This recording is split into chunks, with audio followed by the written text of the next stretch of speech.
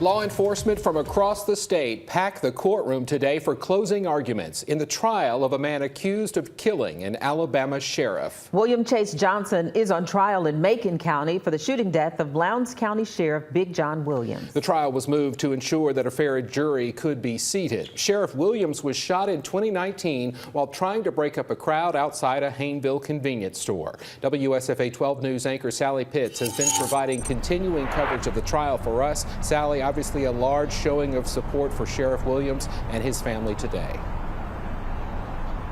Sheriff Williams was well known and well loved across the law enforcement community. There were 130 people in the courtroom today, many law enforcement officers who had worked with Sheriff Williams. There were also supporters there for Will Johnson and his family. There is no debate over whether Johnson shot Sheriff Williams back in 2019. Johnson admits he did, but he claims it was self-defense, while the state says this was capital murder. Now it's up to the jury to decide which side they believe. Johnson claims that Williams was on top of him in his truck, choking him with his gun out. Defense attorneys pointed to abrasions on the sheriff's head. They say that proves he was shot inside the truck and scraped his head on the door frame as he fell back.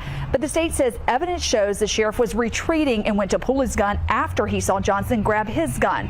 They say Johnson approached the sheriff first and was cussing at him, forcing the sheriff to deal with Johnson. Assistant Attorney General Kenny Gibbs told the jury, you cannot provoke the sheriff and claim self-defense.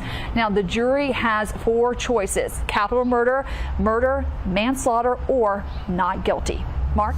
Sally, thank you. You can read more about this testimony throughout the trial, the testimony that has happened so far at WSFA.com. The jury is expected to begin their deliberations tomorrow morning.